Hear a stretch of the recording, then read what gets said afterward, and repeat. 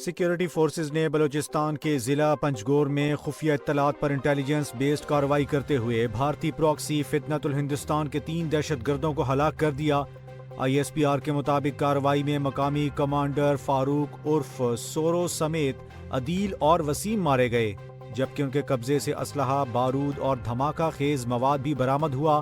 علاقے میں clearance operation جاری ہے اور نیشنل ایکشن پلان کے تحت دہشت گردی کے خاتمے کی مہم بلا تعطل جاری رکھی جائے گی۔ وزیر اعلیٰ خیبر پختونخوا سہیل آفریدی نے خبردار کیا ہے کہ اگر وادی تیرا کو خالی کرانے سے متعلق وفاقی نوٹیفیکیشن واپس نہ لیا گیا تو پوری پختون قوم کا جرگہ بلایا جائے گا۔ بنگورہ میں اسٹریٹ ریلی سے خطاب کرتے ہوئے انہوں نے کہا کہ انہیں ہٹانے کے لیے 3 آپشنز دیے گئے ہیں: گورنر راج، نااہلی یا قتل، مگر وہ بند کمروں میں ہونے والے فیصلے قبول نہیں کریں گے۔ وزیر اعلیٰ کا کہنا تھا کہ اگر متاثرین کو زبردستی نکالا گیا تو خود لوگوں کو واپس تیرا لے جائیں گے، اور 2 روز میں نوٹیفیکیشن واپس نہ ہوا تو ملک گیر جرگہ بلایا جائے گا۔ بنوں میں تھانہ ڈومیل کی حدود عیدگاہ روڈ پر پولیس نے بروقت کارروائی کرتے ہوئے ایک بڑے ممکنہ سانحے کو ناکام بنا دیا۔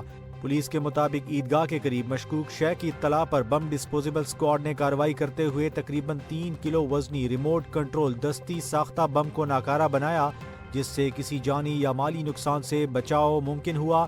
DPO یاسر آفریدی نے کہا کہ علاقے میں سرچ آپریشن اور مزید تفتیش جاری ہے اور شہریوں کے تحفظ کے لیے کارروائیاں بلا تعطل جاری رہیں گی۔ پاکستان سپر لیگ کے 11ویں ایڈیشن کے لیے کھلاڑیوں کی نیلامی 11 فروری کو ہوگی۔ نیلامی پاکستانی روپوں میں ہوگی۔ کم سے کم قیمت 60 لاکھ روپے رکھی گئی ہے، جبکہ مہنگا ترین کھلاڑی 4 کروڑ 20 لاکھ روپے میں خریدا جا سکے گا۔ ہر ٹیم کے اسکواڈ میں 16 سے 20 کھلاڑی شامل ہوں گے، جن میں 5 سے 7 غیر ملکی کھلاڑی بھی ہوں گے، اور پلینگ 11 میں 3 یا 4 غیر ملکی کھلاڑی حصہ لے سکیں گے۔ کھلاڑیوں کی نیلامی کے ساتھ ہی ٹیمیں اپنی حکمت عملی اور اسکواڈ کی تشکیل پر بھی توجہ مرکوز کریں گی۔ برطانوی میڈیا کے مطابق بھارت کو خدشہ ہے کہ کل ٹرمپ کشمیر تنازع کو بھی بورڈ آف پیس میں شامل کر سکتے ہیں۔ صدر ڈونلڈ ٹرمپ نے غزہ میں تعمیر نو کے لیے بورڈ میں بھارت کو دعوت دی تھی، تاہم بھارت تقریب میں موجود نہیں تھا۔ پاکستان، ترکی، سعودی عرب اور متحدہ عرب امارات نے شمولیت قبول کی، جبکہ 59 ممالک نے بورڈ میں دستخط کیے۔ سابق بھارتی سفیر اکبر الدین نے کہا ہے کہ بھارت کے شامل ہونے سے بورڈ اقوام متحدہ کی قرارداد 2803 سے متصادم ہو سکتا ہے۔ وفاقی حکومت نے کراچی کے ضلع ملیر میں اکنامک زون اور سندھ کے 2 شہروں ٹنڈو محمد خان اور گڈاب کراچی میں دانش اسکول قائم کرنے کا فیصلہ کیا ہے۔ یہ منصوبے روزگار کے مواقع بڑھائیں گے، صنعتی سرگرمیاں فروغ دیں گی اور پسماندہ علاقوں کے بچوں کو معیاری تعلیم فراہم کریں گے۔ وفاقی حکومت کے ترجمان کے مطابق یہ اقدامات سندھ کی ترقی اور نوجوانوں کے روشن مستقبل کے لیے کیے جا رہے ہیں۔ ترک وزیر خارجہ حاکان فیدان نے خبردار کیا ہے کہ اسرائیل ایران کے خلاف کارروائی کے مواقع تلاش کر رہا ہے جو خطے کے لیے خطرناک ہو سکتا ہے۔ انہوں نے کہا کہ اگر ایسا ہوا تو مشرق وسطیٰ مزید عدم استحکام کا شکار ہو جائے گا۔ اپنے حالیہ دورہ ایران میں فیدان نے ایرانی حکام کے ساتھ تمام معاملات پر کھل کر بات کی اور خدشات سے آگاہ کیا۔ پاکستان نے T20 ورلڈ کپ 2026 کے لیے 15 رکنی اسکواڈ کا اعلان کر دیا ہے، جس کے کپتان سلمان علی آغا ہوں گے۔ لاہور میں پریس کانفرنس کے دوران ٹیم کا اعلان کیا گیا۔ اسکواڈ میں بابر اعظم، شاہین شاہ آفریدی، شاداب خان، نسیم شاہ، فخر زمان، سائم ایوب، محمد نواز، ابرار احمد، عثمان خان، فہیم اشرف، خواجہ محمد نافع، محمد سلمان مرزا، صاحبزادہ فرحان اور عثمان طارق شامل ہیں، جبکہ حارث رؤوف کو ڈراپ کر دیا گیا ہے۔ عاقب جاوید نے کہا کہ سری لنکا کی کنڈیشنز کے مطابق بہترین کمبینیشن منتخب کیا گیا ہے اور تینوں فارمیٹس کے لیے ایک جیسی ٹیم ممکن نہیں۔ مائک ہیزن کے مطابق عثمان خان کی کارکردگی متاثر کن رہی، جبکہ خواجہ نافع متبادل وکٹ کیپر ہوں گے۔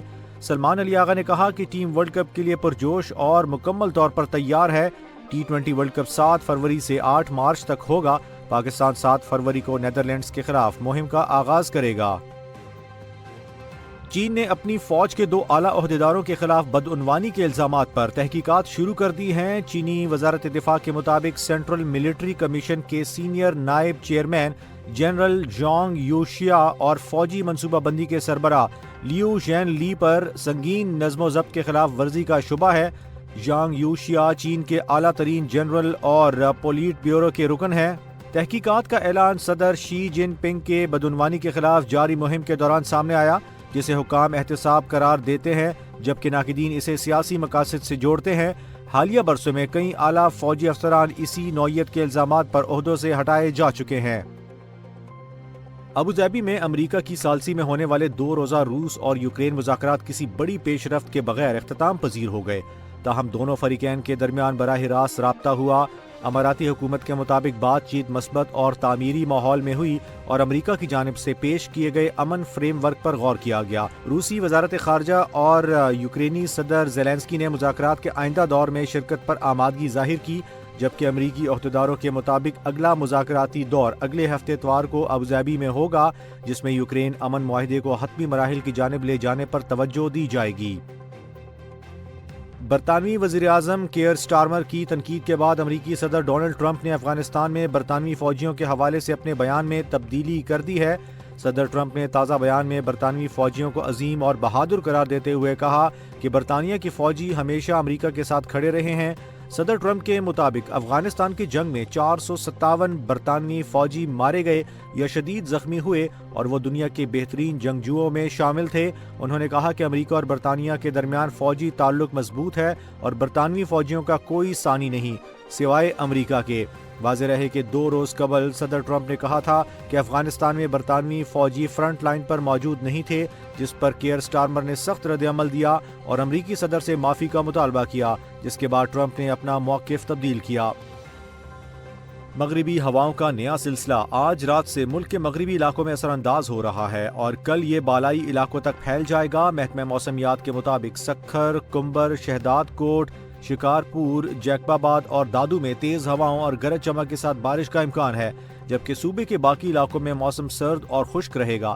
کراچی میں آج اور کل معمول سے تیز ہوائیں چلیں گی اور کم سے کم درجہ حرارت 9 سے 11 ڈگری کے درمیان رہنے کا امکان ہے، تاہم نئے مغربی سسٹم کے باوجود شہر میں بارش کا امکان نہیں۔